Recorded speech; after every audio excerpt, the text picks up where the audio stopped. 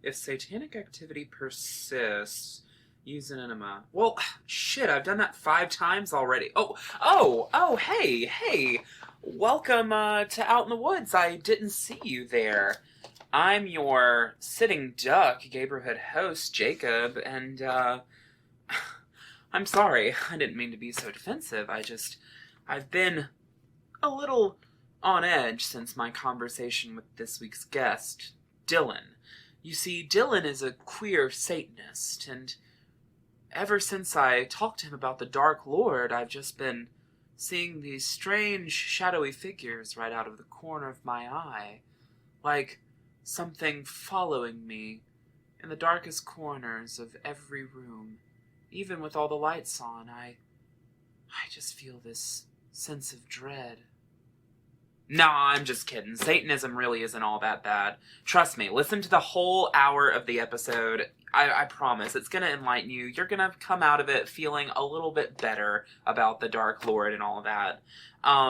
So yeah, I'll keep this short and sweet. Dylan is a queer Satanist. Very informative. He believes in Satan more as a metaphor than a literal entity. So, yeah, listeners, welcome to Out in the Woods. Don't panic. We're getting satanic.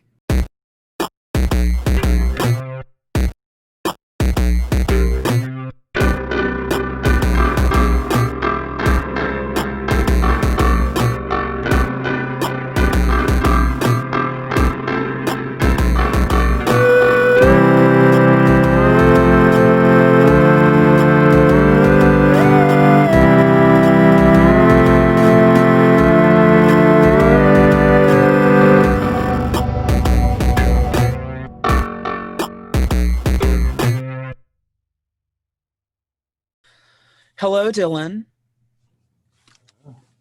Welcome out in the woods. How are you today? Woods. Yes. I'm doing swell. I'm trying to figure out my sleep schedule lately, so that's been nice. Oh, fantastic. I know it must be tough getting sleep whenever you're living in an alchemical circle like you are right now. It is just a perpetual cycle of hell. It's fine. It is what it is. Are you feeling HalloQUEEN-y today? I am feeling very HalloQueeny. I did my eye makeup, Yes. I put on a spot of lipstick. I think actually, maybe I should just be minimalist. If you saw me in last week's episode, I was not very minimalist at all. So, we have learned our lesson. We won't wait till the last minute and we won't get makeup from Walmart. We will just do with what we have. Yes, welcome to Out in the Woods. Introduce yourself to the audience. Where are you from? What do you do? Hi, I'm Dylan. I am originally from Louisiana and then moved over to Mississippi at one point, and then now I'm out all the way in the desert. I'm a PhD student, and so now I'm out here, doing a bunch of satanic things over out in the desert. I feel like the climate is perfect for a Satanist, really and truly. I feel like that desert, I feel like the raw, unforgiving location of the desert, it just puts you in the satanic spirit. It does, except for all the layers we have to wear. Yes. So we're just walking around musky, but it's fine. I was going to say, but Satan will take you however you are, I'm sure. Correct. So where on the LGBTQIA plus spectrum do you fall, Dylan? I just use the label queer across the board, both sexually and in terms of my gender. I have gone through every label probably known to man within that. Okay, So okay. I just like using queer because it's a freeing time to just. I honestly do the same thing because honestly, like, audience, now you're about to learn something new, but honestly, like, I don't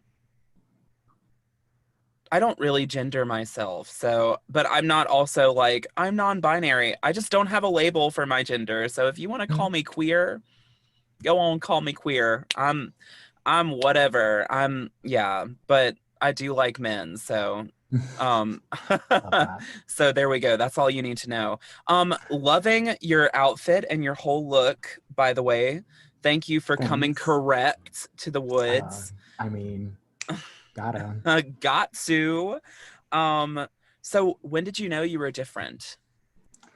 I knew that I was different, probably like everybody else, like about middle school age. All my friends that I had were either girls or they were also gay. Oh, So that was just my people. So I knew I was different. I shoved it way down, like way down, like in the back of the closet. God. Yeah. And then eventually, when I was about 18, I just said, fuck it. And came out and started living more of my truth. And even now, at 27, still adjusting to what my truth actually is. Um, Yeah, absolutely. When I was gonna say, you're very lucky. Well, I say lucky. Rather, you have a unique experience in that you actually grew up around gay people and had gay friends. I felt like I was the only one, for a long time in my hometown before. I mean, rather, I didn't admit to myself that I was gay, but like the gay people that I knew, I avoided like the plague. Well, not like the plague. The gay people I knew in high school, I avoided like the plague because I felt that getting close to them would put like a target on my back, yeah. Whereas at theater camp, I loved all the gay people that I knew in theater camp because they didn't go to the same school. So yeah, no, I think I don't know. I guess that really does cultivate that um that idea that you feel like you can explore and be fluid as far as your identity, um Yeah. definitely see. I guess you have met people from all sorts of different walks of life in that respect.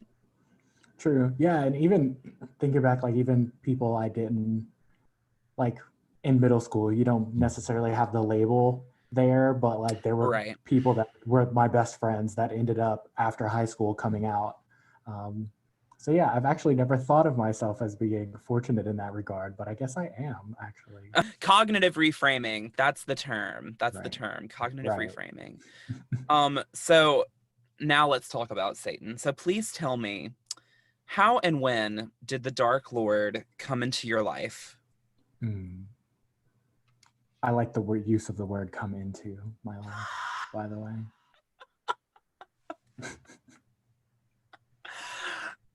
Yeah. his essence, Well, his essence exploded into you. yes. um, so interesting stories. So like I grew up Catholic. Oh. Very Catholic. And I remember being so like catechism is like the Catholic version of Sunday school or Bible school or whatever, where we go and we, you know, get taught whatever. Um, and I remember in order to confirm as Catholic, you had to go to catechism for a certain amount of years and you had to um, and for those who aren't aware, confirming Catholic means like you got in front of the whole church and you sort of like accepted God as your savior or whatever it is, and you get a saint assigned to you that is supposed to be like your go-to saint. Who was Um, yours? Mine was Saint Michael because I Oh. was lazy. um, What is Saint Michael the saint of working hard or something? no, Saint Michael is like the head archangel, Oh, basically, well, who is the yeah. one who casts.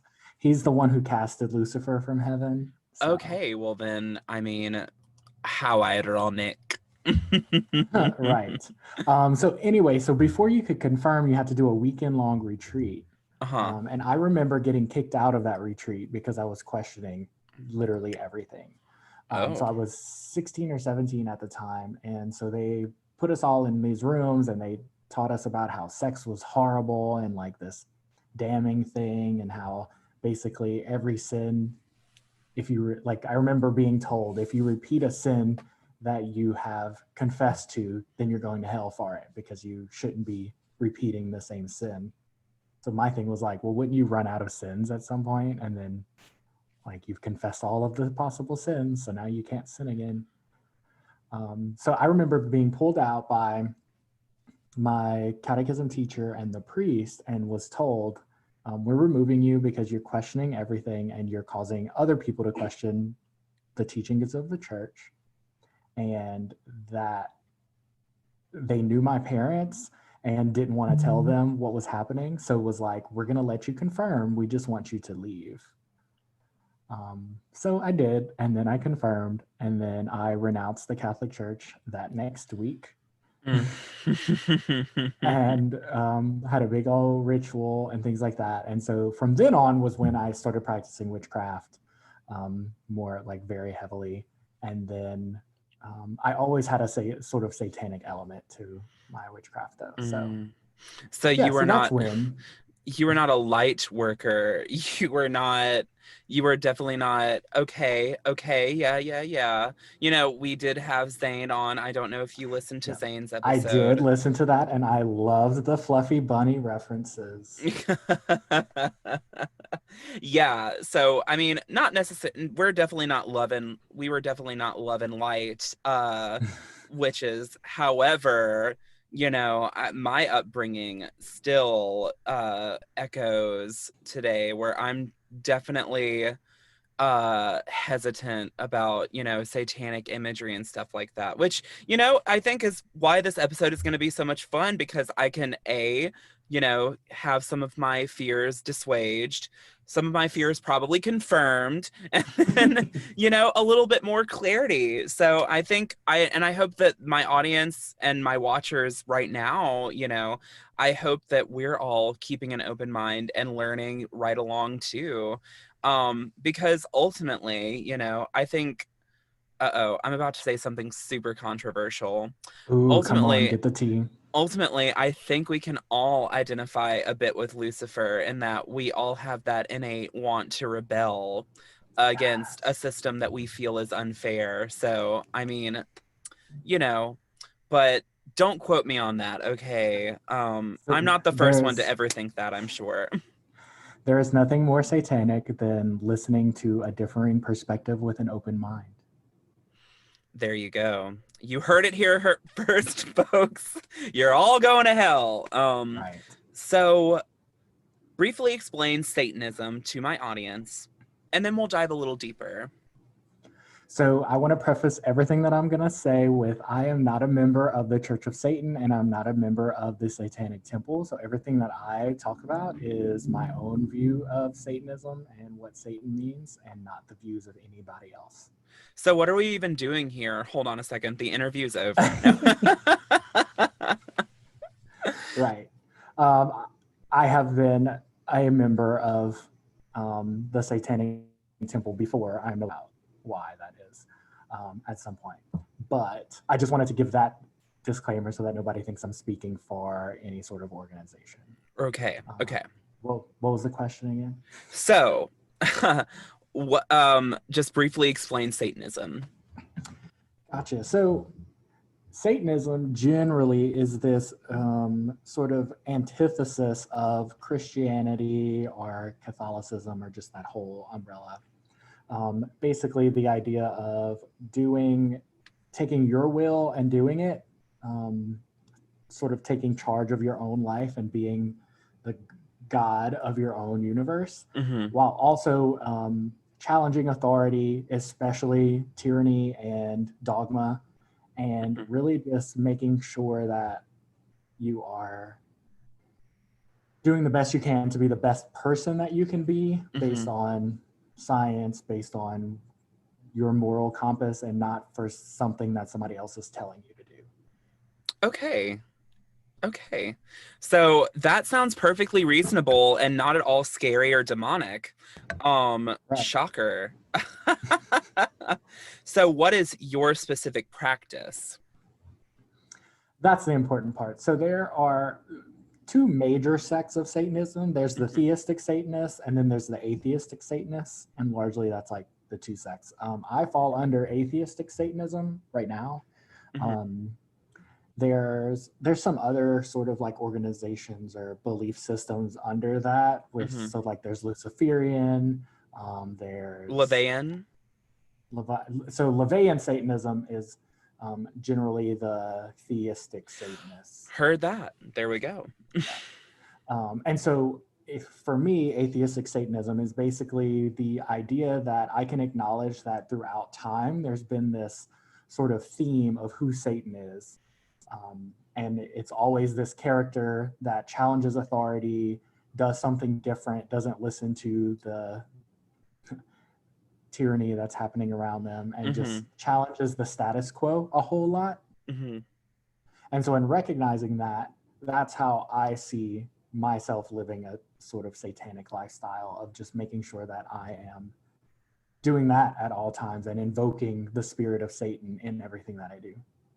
Oh, now when you say invoking the spirit of Satan, let me stop you there. So once again, you are an atheistic Satanist. So when you say invoking the spirit, you're speaking purely metaphorically, correct? Yep, purely as the sort of literature or like the literary spirit of Satan. Lucifer more so as an icon than an actual creature, entity, whatever you want to call it. Yep, exactly. Okay, so I guess my next question was, how does that differ from other forms of Satanism? So I guess we could talk about theistic Satanism, where they actually invoke and at what they believe to be an actual entity of Satan, I guess. Yeah, sure. And so like I was actually Luciferian for a while, for a few years. And so that is a theistic practice as well. And so theistic Satanism largely is basically the same thing that I just described, except there's a belief that there is an actual Satan. Okay. That is to be invoked and worshipped, or sort of used to help you get where you are. So there's actually some that do like demon magic and stuff like that. I don't know a whole lot about that because I've never really practiced theistic Satanism. Were you afraid to put your toe in it, or was it more so that you just didn't resonate with you? It didn't really vibe with me. I have this issue with, and with a I have an issue with just theism in general. That there's something up there. But the idea that not only is there a God above us, but there's some like really negative, bad being that's somehow below us and also powerful in so many ways, that like for me, in order to be a theistic Satanist, you have to acknowledge that God exists, and that's right. Well, and I guess a theistic Satanist, once again, their big thing is just like, I guess my impression of what theistic Satanists are about is more so like, oh well, Satan actually gets a bad rap. But once again, I guess it's like you say, at that point you would have to acknowledge Jehovah or whatever, whatever your conception of God is. And then at that point, I guess you are kind of on a warpath with the church. Yeah. And that's completely fine too. Like, and again, I can't speak for anybody because that's not really my belief. And at the same time, they do very similar things as far as like ritual and things like that like I would consider as part of my practice. That just invoke that spirit, but in a very like literal way. Right.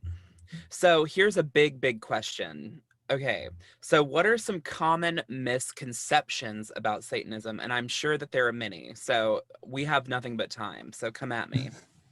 I think the first one is that we eat babies. Okay. We don't eat babies. What about I haven't had a baby sacrificing? in years. You haven't had what? Wait.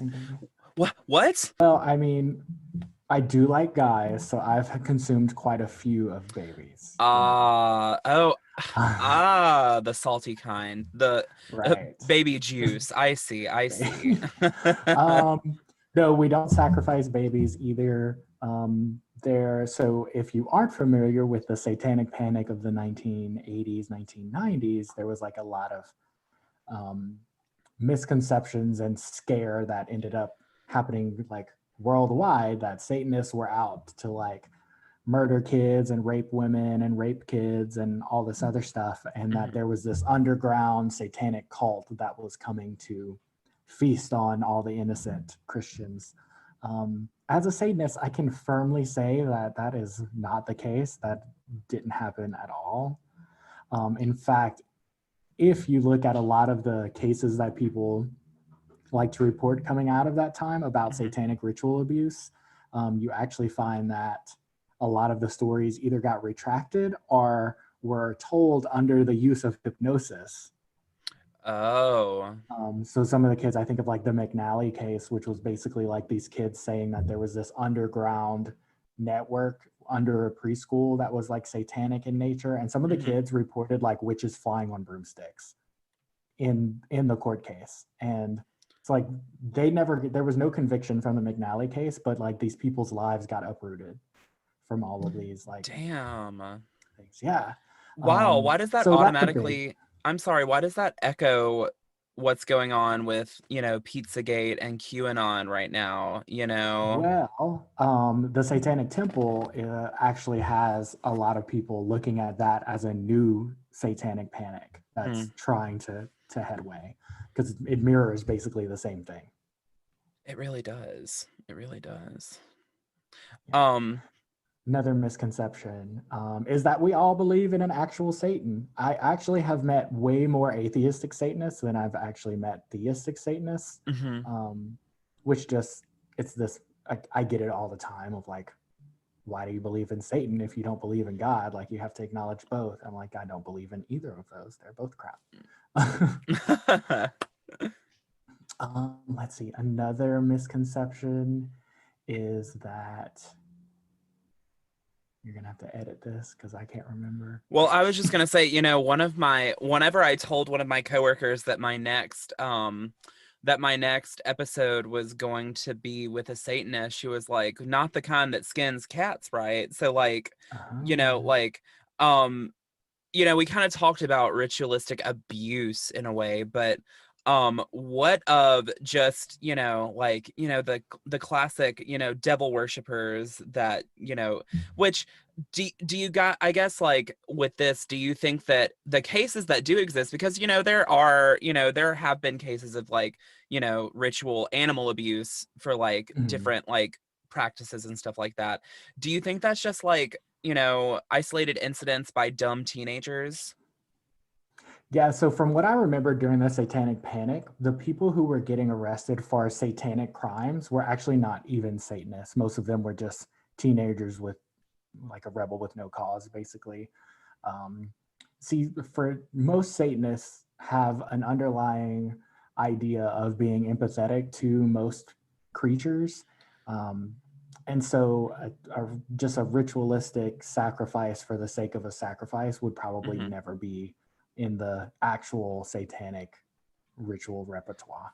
I was actually going to say, so one thing that I know, this is kind of like a crossover thing between episode 2 and this episode, is part of, I think, is it the Wiccan read or the Witches read? I know that they kind of flow together, but I know that this also kind of goes with, I guess, I don't know if it was LaVey or I don't know. It's a satanic thing though, I know, because I learned it in Sunday school. But, the big thing that they told us in Sunday school was, Crowley, Aleister Crowley. They talked about, which we should talk about him in just a second, but they talked about how Aleister Crowley's big thing was do as thou wilt, and how like that's evil because like you're just encouraging people to sin, and where's the limit on that? Is killing something you shall wilt? But actually the complete line, which if you didn't know this, audience, now you will know, is and harm ye none, do as you will. So I don't know if that rolls over into any satanic literature, but I know that on our side, I mean, I guess they kind of roll into each other. I think we've kind of all ate at the same table at one point or another. So, yeah, I mean, Aleister Crowley was like just metaphysical, like has informed so many different sects of everything. So so like to some extent that's correct, I guess, like, and it harm none, but like sometimes you do have to harm people to do your will, Yeah, Nazis. But so like that's the witchy side in me is like I will harm somebody if I have to. Like, but that's the witchy side of me, not the satanic side of me. I was gonna say, Aleister Crowley is a very I guess I'm not gonna say misunderstood, because I think like I heard he was all like IRL was kind of an asshole, Probably. like really and truly like a bad person, but like I know that there are misconceptions because, like you said, he was metaphysical, but I think a lot of people think of him more so specifically on the satanic side. Um, but I think my impression is that he was more just so on the dark side of the occult. Yeah, I think he was more of that left-hand path, which is just something that I've walked pretty much my whole like ever since Okay, Catholicism. which actually, so explain the meaning of the left-hand path for people who don't know. So the left-hand path is sort of challenging. It's very satanic in that nature. It's challenging the idea that like there's this right and the right hand path, which is like Wicca, like Love is Light and like fluffy bunny type stuff. Mhm. And the left hand path implies that we need both, like in my perfect world, we would have both hands, our left and our right hand. But the left hand Right. path is just typically associated with Satanism or Luciferianism, or just not following that sort of the threefold law and in harm none, do as thou wilt sort of thing. So basically just using magic for magic's sake. It's typically the stuff that people shy away from. It's like the darker side of magic. Yeah. So I guess the biggest misconceptions about Satanism are most of like the evil, the evil stuff. And I guess we kind of have like gone over that. So we can move on to my next question, which is, what is something about Satanism that you wished more people actually knew? I wish more people knew that there's generally like a set of morals that most Satanists go by. And I will like the Satanic Temple does have a set of tenets that are pretty like solid. If I were to just present them to any Christian, they would say, like, that sounds really great. Let's do that. And Church of Satan also has a very similar, I can't remember what they call it, a very similar sort of guiding moral principle. And so they're like, that's the one thing I wish more people realize, is that there's a large sort of moral underpinning to Satanism that people don't get. Right. And yeah, I think you're right. Isn't it, what is it? I'm trying to think of what they're called. Is it like the 11, not the 11 commandments? I don't know. Either way, I know about the morals or whatever. My upstairs neighbor when I lived in Hattiesburg actually used to be a Satanist, or yeah, he used to be a Satanist. So he would, he was like, this is what the Satanic Bible says. And I'm like, oh, okay. Like, that's pretty reasonable. Like, I Yeah. mean, that's just a simple moral code like anything else. I don't know. Like, you know, it seems a little bit, it seems like the Satanists that I have met are more consistently and morally upright than some of the people that I have known from other faiths. Right. So here's a big question. Since you've began your practice, have you ever experienced any demonic activity? Well, in order to experience demonic activity, you have to acknowledge that there's demons, which as an atheistic Satanist, no, because I don't acknowledge that Okay. Satan's real at all. But as a past life left-hand path witch, I have experienced some really spooky, weird things. So if you want me to talk about that, I certainly can.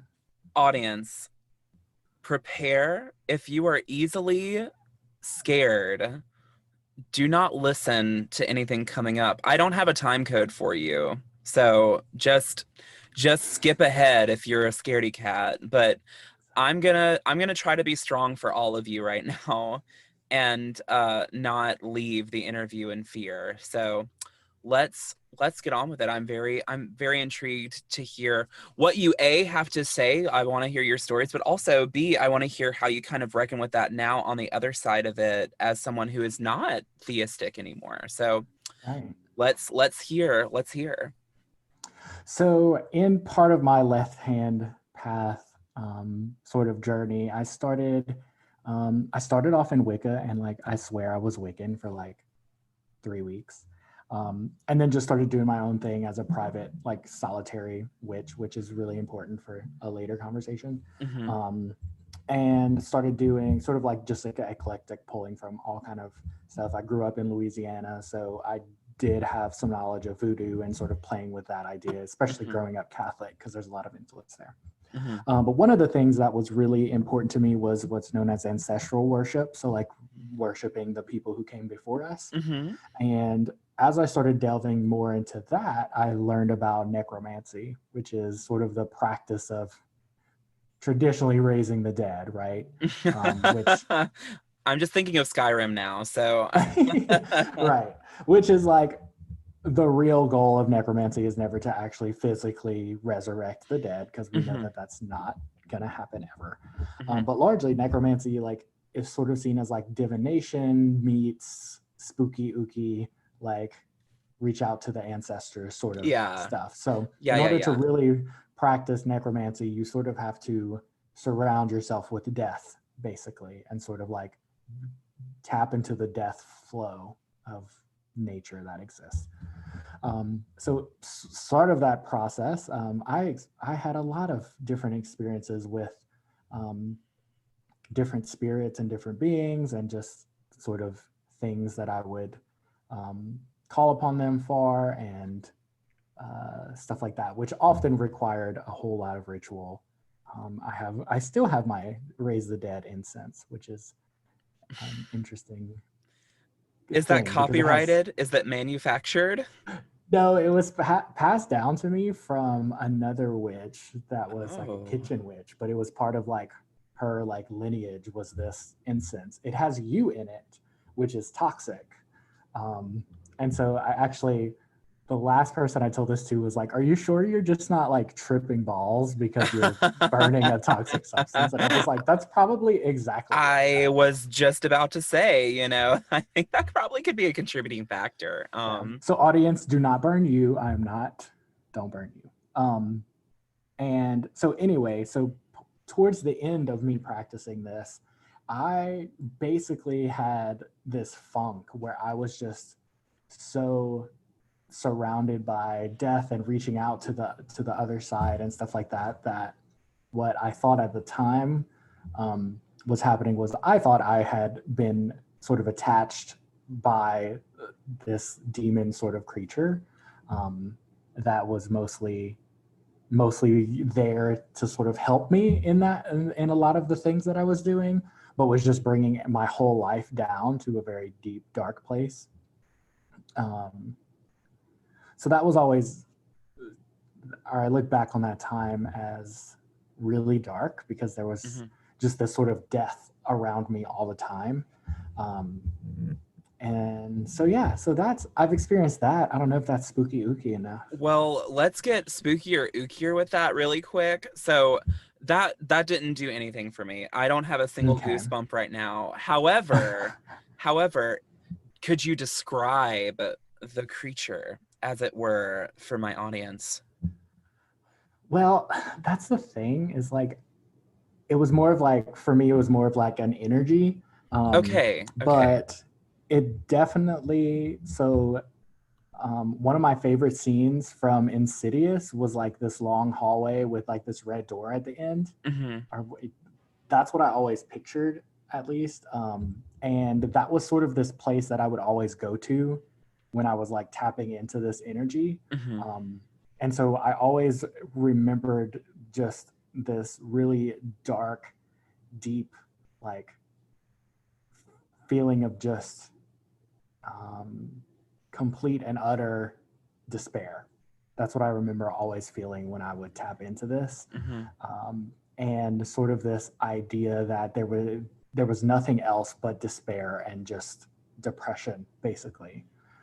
So I was having to tap into this fairly regularly in order to get this energy to help me to cross over and like do what I wanted.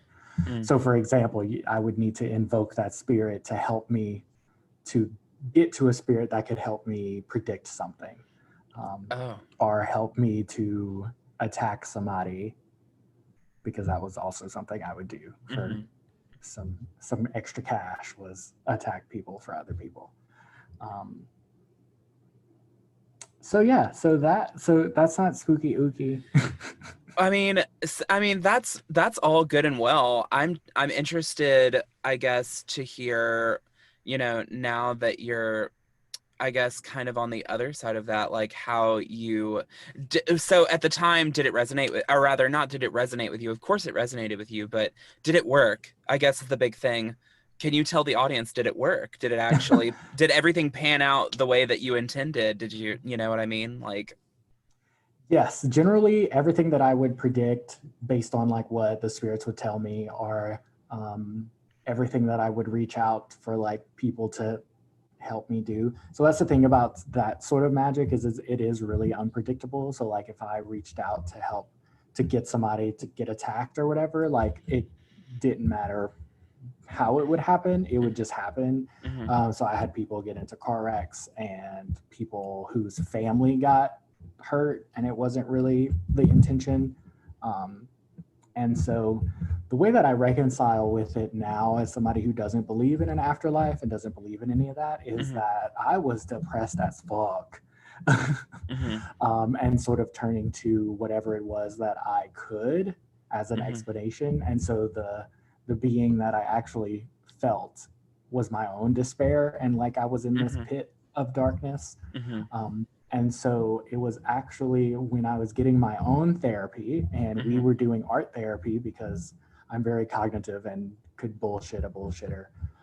So we did art therapy to sort of bypass all that process. And one of the days I drew that hallway with the red door, and we talked about it, and that's how I reconcile that a lot of that was just my own demons. So the bigger demon was actually me. Right. And so I guess in a way you felt like, I mean, I guess when you're in that place and you have that deeply held belief, you'll put two and two together as easily as you can, you know what I mean? Right. So, you know, if a car wreck did happen, even if it was totally random, you still felt validated in your own way where you're like, I made that happen. Like, yep, exactly.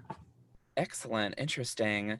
Yeah. So on that note, we need to take a quick break, but when we come back, we're going to get even more satanic and HalloQueeny. Yes. Dylan? Oh my God. What the fuck is... Oh, Baffy, you don't have to be the center of attention all the time. Was that a statue of Baphomet? It is. I have several. So I don't know how Baphomet got there, but I guess we're not the only ones in the Halloween spirit, are we? Right. So could you talk a little bit about Baphomet and the symbolism of Baphomet for me? Since apparently you're gonna have Baphomet statues everywhere. You have multiple. Is it one enough? No. I need Baphomet everywhere. So Baphomet was actually originally, I can't remember, like a Knights of Templar picture thing. So it's not even a Satanist original thing. But basically it depicts it's basically the balance of the universe in one statue. So you see like it has wings and it's a goat, so it's like attached to the ground and it flies. It has both breasts and a penis, so it's both masculine and feminine. There's an arm pointing up and there's an arm pointing down. He has as above, so below written out on his arms. What else? There's like fire and air. So it's just it's basically representing the balance of the universe, both good and bad. You have to accept it all in order to be a whole being. Do I have And to so accept it all? you do. And so for like, I think it really started gaining traction in like the left-hand path and Satanism because it's the light and the dark, acknowledging that we have to walk somewheres in the middle of the gray in order to sort of like be the owners of our own destiny and do what we will. Okay, it's one of those things. On a serious note, audience, I wasn't really scared. That was all pre-planned. So if you're scared right now, just know it's just make believe. But but one thing that I've always wanted, I guess I'm glad I can talk to you about this, is I actually didn't know all of that about Baphomet. I kind of always had this big thing where I wondered why Satanists kept such striking, sometimes really scary imagery around. I kind of thought that it was more, I guess my plebeian mind really just thought more so like, oh, that's just something they keep around because it like, strikes fear into somebody's heart or something. You know what I mean? Like, well, I think you're like pinning on a big misconception that we haven't, that I didn't talk about earlier, which is like this idea that we just exist to sort of like piss on the idea of Christianity, or just to be like the ultimate troll. And to some extent, like I believe that that's sort of correct. Like part of me really likes the dark imagery and like people to be scared because it gets you in touch with, well, if you're scared, then there's something in you that you hold value that this is challenging. Mm-hmm. So I like that. And at the same time, like we don't exist just because we want to be the antithesis of the Christian faith. Like we actually hold these really deeply held values that Satanism represents. So, you say that, it invokes a fear inside you that maybe you need to address or whatever. It sounds to me like you are Scarecrow from Batman. No, I'm just kidding. So speaking of Scarecrow, let's talk about the reason for the season, Halloween. I think this is another misconception, but I told the story back in the Witchissippi episode about the lady who came into my work and we wished her a happy Halloween, and her response was, "I'm a Christian, I don't celebrate Halloween." So on the opposite side of that, since you're a Satanist, is Halloween a big deal for Satan? Well, yes and no. So no, in the idea that like traditionally Halloween was like Samhain, like y'all talked about, you and Zane talked about, that it was like this thinning of the veil between life and death and things like that, or like people wear the costumes and things to like scare away the evil creatures. So like in order to celebrate Halloween fully, you have to acknowledge that there's this mysticism and spiritual component to Halloween. And so on that hand, no, we don't really. At the same time, there's a lot of dark satanic sort of imagery that happens. It's very like sort of counterculture if you think about it in so many ways. And there are some people that, so there's satanic holidays, and of course Halloween is one of those. And so it can be used as sort of this way to do a ritual or something like that, because there are like atheistic satanic rituals, which is mostly about the sort of psychodrama of doing a ritual and setting your intention on something. Okay. So that's how I see Halloween. So really quick, that word psychodrama, is that kind of like, I guess is that more of like a pathological term for like self-help in a way, like the ritual of self-help? Yeah, it's sort of like when you go through the motions of something, there's like this psychological impact that it can have. So for example, there's a lot of satanic rituals called like Black Mass or something like that, which is basically where, or an unbaptism, which is basically where you renounce any of your old religious trauma that you might have experienced. Okay. And so it's an act of destroying whatever sort of like if you have a Bible that was given to you as part of your baptism, or whatever imagery you might have, it's about destroying that and reclaiming it for yourself. And so it's not really meaning like we're going to invoke Satan and we're going to, you know, take over the world from Right. that point, but mostly just going through the motions of doing that is healing to some of that trauma and sort of Okay. freeing of those chains that bind you to some religion that your parents told you had to be a part of. Okay. On a more fictional note, I recently watched the movie Dracula AD 1972, starring Christopher Lee. It's on the Criterion Channel. I made a whole post on my Instagram story about the Criterion Channel. Y'all get it. It's only like $10 a month, I think. You have all these movies, and right now they're doing a 70s horror collection. And once again, it's Dracula AD 1972. And I once again, I know it's totally fictionalized, but I thought of you whenever I saw it because they, you know, part of the ritual to bring back Dracula into 1972 is that they have to desecrate a church. So they go into this abandoned church, play satanic music, which is really just tantric drumming. Seriously, like it was literally just like tantric drumming. And then like he slits his wrists over this woman and just makes her like get the blood all over her. And that's how he also invokes all of like the kings of hell and all the demons. And and I guess in this fictional universe, Count Dracula is also one of Satan's best friends. So like he's also like an ancient demon. So just fun. I just thought it was really, really funny how they have to like desecrate a whole ass church. Right. And it had that great 70s blood that looked like tomato soup. So anyway, Yes. Sorry audience. I know that was such a departure. So here's a question, my common theme across all of my episodes. I always ask this question as it pertains to the subject. Did growing up queer in the South have anything to do with your journey on the left-hand path? You already know it did.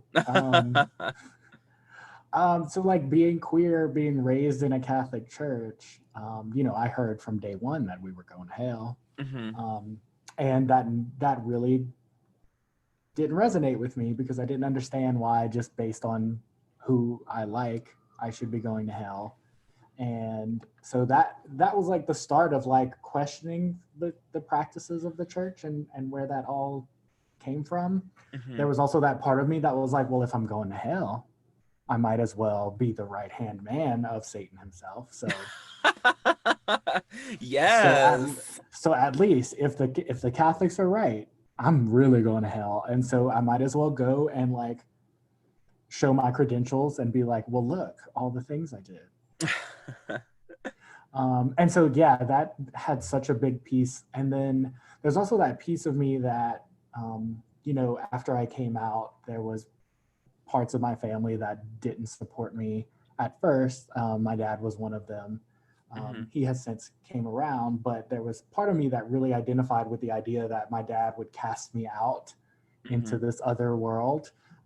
So similar to Lucifer. I was going to say, who was cast out. So Lucifer is seen as different from Satan. Lucifer is seen as prior to the fall, and then Satan is seen as the being that occurred after the fall.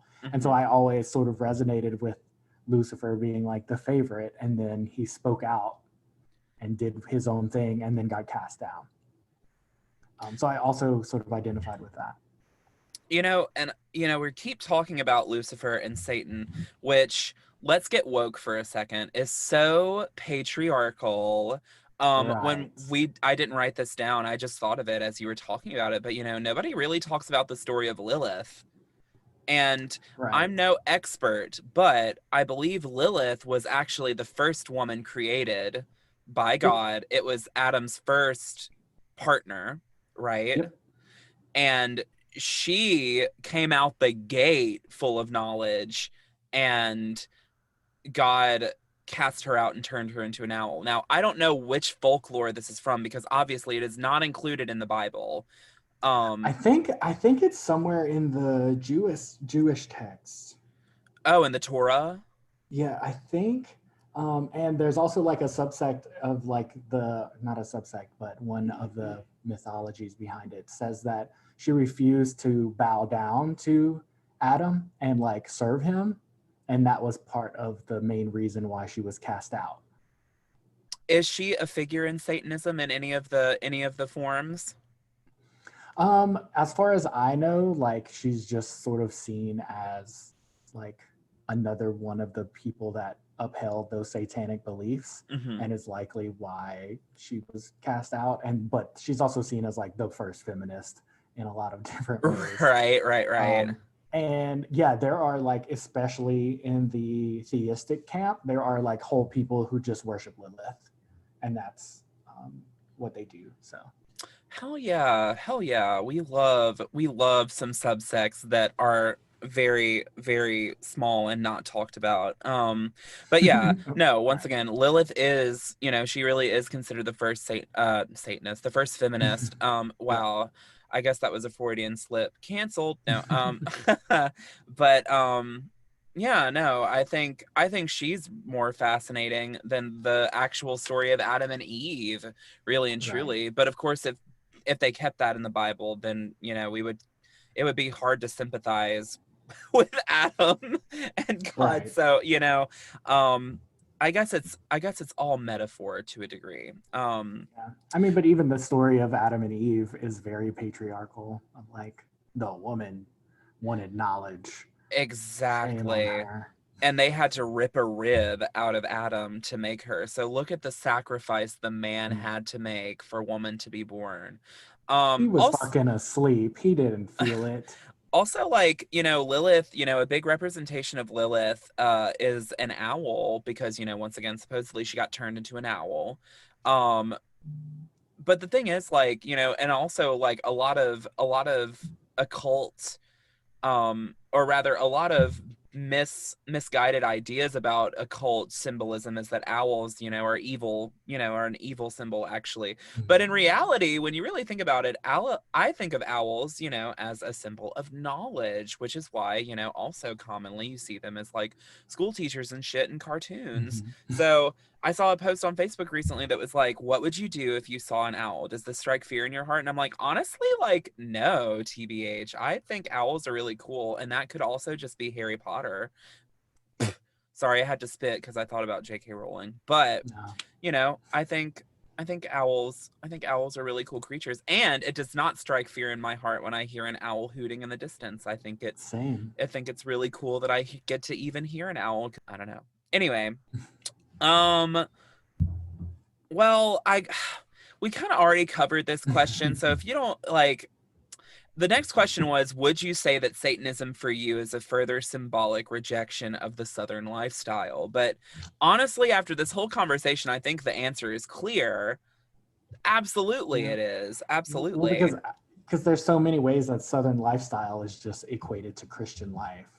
Yes. So Yes. So what have you gained and or learned from practicing Satanism? for me, it's been reclaiming, like from growing up in the Catholic Church, reclaiming a lot of control over who I am and like my own destiny. Mm-hmm.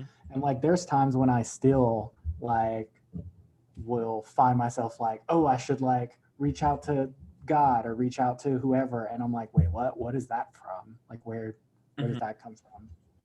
So I think in so many ways I've gained control over, and like that solace in just knowing that I do have the control over certain things. Of course, we all have things out of our control that are happening, like a pandemic and an election and all this other stuff. But Right. I think for me, it's like, okay, working within that framework of what do I have control over and how can I do that? And so that's very satanic. And also Satan empowers me to be an activist and speak out for those that are downtrodden and speak out against tyranny and stuff like that. So yeah, I've gained a whole lot.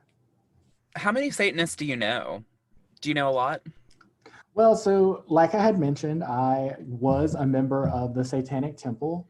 Right. So I have several connections within the Satanic Temple. I have a few friends that are Church of Satan, which is the Levian, Okay. like Church of Satan. Mhm. which they're not all theistic. Again, most of them are atheistic.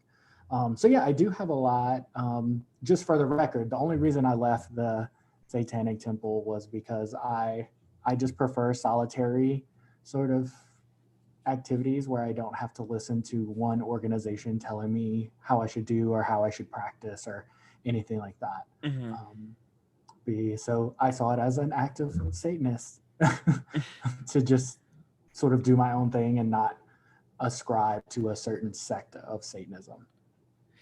I was gonna say also, we really didn't get into LaVeyan Satanism, but I watched a documentary a little bit about LaVeyan Satanism, and really, LaVeyan Satanism is theistic to a degree. Which you're right, though, not all LaVeyan Satanism Satanists are theistic. However, it's really just a lot of ritual, is what I saw. That Anton LaVey was really just more like a ringmaster, a bit. He loved pageantry and stuff like that. So that was really his big deal. Yeah, he was also a horrible person. But we digress. I do think like that is largely more of that is sort of that ritual and more like hedonism. I would like when I think LaVeyan Satanists, I think like hedonism and like completely indulging yourself in the sins of the flesh and just sort of doing whatever it is that you will. Whereas when I think of like the TST side of Satanism, I think of activism and challenging the status quo and scientific reason and things like that. Right, which I think you mentioned how horrible Anton LaVey was, which, once again, I think that's just another way people in satanic panic and still in the modern day justify, saying, oh, well, Satanists are bad people. But what we really have to go back to, audience, and this is going to go for anything that is organized in any way. I'm not just talking about religion. I'm talking about any organization, is that absolute power corrupts absolutely. So if you put somebody in charge, you've automatically, there comes a certain time when some people automatically attract a cult of personality. So for instance, Anton LaVey just used he used his power in the same way that Jim Jones used his. He just didn't, commit mass suicide. But it's the exact same thing. I mean, and it can happen once again in any organization. We always talk about, especially down here in the South, if you're someone who is liberal and or in any way woke, you're always going to have this conversation. And I hear it from everyone that I talk to. They're like, well, my biggest problem is just organized religion. And it's like, absolutely, and I'm sure, that is a satanic idea within itself, even though I'm sure as a solitary practitioner yourself, it doesn't necessarily apply to you. But for a lot of Satanists, I know that is kind of a contradiction in and of itself, because it's still a hierarchy there, Yeah, and that was largely for over a year, I had sort of struggled with the idea of like, how can I be so satanic and at the same time listen to an organization tell me how I should be a Satanist? So, Exactly. So and I like what you said, because like one of my biggest principles is like challenging authority at all points. Like I'm not going to do something just because somebody tells me I should do it. Exactly. But yeah, once again, everybody who's listening, it's not all about organized religion. I want y'all to all think outside the box a little bit this HalloQUEEN, and think of any organization where you feel like, maybe someone's personality is kind of overriding what's right and what's good, like, and I'm not just talking about the president either, everybody. But I mean, that is in and of itself a thing. And in that way, we can all be a little more satanic. Exactly. But also people, listeners who are on the left-hand path politically as well, don't allow yourself to become, starry-eyed about a left-leaning candidate either. Right. It's would you say that Satanism is about also holding others accountable? Yep. And especially others that you might align with specifically. So it's not always about, oh, I oppose Trump, so, fuck Trump. It's also, well, Biden has his issues, so what is happening? Are these people I align with in other ways? I see that, like, are they're doing things that I don't like or that doesn't go along with my morals, so why should I just fall in line? Exactly. Um, and that is what it is, but I think it would be really funny if there were Satanists for Trump. um I would There are. absolutely, I was gonna say, my thing is, like, I would honestly really love to just do an actual filmed documentary about Satanists for Trump. In fact, listeners, watchers, if y'all want this to happen, all I need is just a little bit of money. So I'm serious right now. Y'all get me some money. We'll go out there. I will use whatever I have at my disposal, and I will shoot a documentary about Satanists for Trump. Let's make it happen. Dylan, will you join me in my quest? I would love to. Okay, excellent.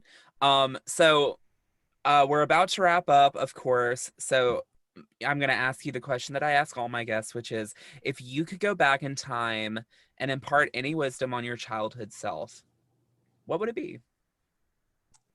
I would tell him to embrace the hell in which they are telling you that you are going to, and do what it is that you willed, and love yourself regardless of what they tell you to do. Hell yeah. Hell yeah. Yeah. So do you have any shout outs? Really quick, before you say I it, do I'm have a gonna shout say out. it. I'm gonna say it. Um, Queries and Theories, a brand Yes. new podcast that's available wherever you get your podcasts right now. Let's talk about it. Let's talk about it. So Queries and Theories is partially my brainchild, but mostly named by a great host of another podcast by the name of Out in the Woods. So your lovely host, Jacob, came up with the name. So basically on that podcast, I talk about mental health, sex positivity, kink stuff, sexuality and gender, and just like professional, personal development in a lot of different ways. So it's named, so every episode is going to have a section of a personal query where you just sort of look inside to see what are your messages about the certain topic that we're going to cover. And then the next part is the theories part, which is bringing in science in some way.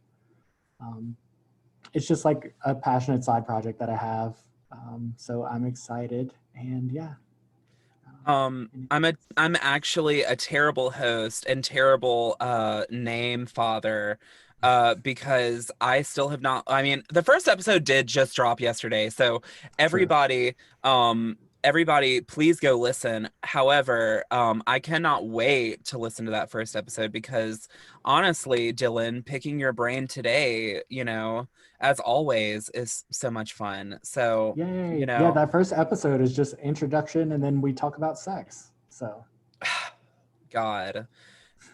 If you guys haven't listened to Out in the Woods After Dark, Dylan, I encourage you to listen to that episode as well if you are into sex. Um, I already listened to it. So oh, of course. Thank you so much. Now, let's talk again very soon. And yeah, thanks for coming on. And hail Satan. yes, hail Satan. Now, that wasn't so scary, was it? It was actually a lot of fun getting to have a nuanced conversation about Lucifer, more so as a metaphor for rebellion against patriarchal and authoritarian power structures that truly are systemically still at play today. And I can't keep the act up. Look, I sold my soul to the literal devil, and I know it sounds stupid and I know it sounds absurd, but really I wanted more subscribers. I want my podcast and my channel to grow, and I thought the only way was to consult with the Dark Lord. And so, y'all, in order to get him to refund my soul, I have to do one thing.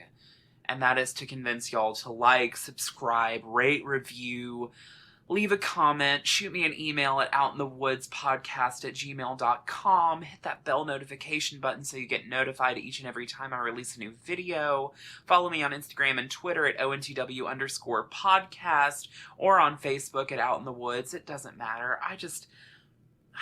I need this, guys, because when I die, I can't go to hell like this. So just think about that. And thanks as always for coming out in the woods and into my closet.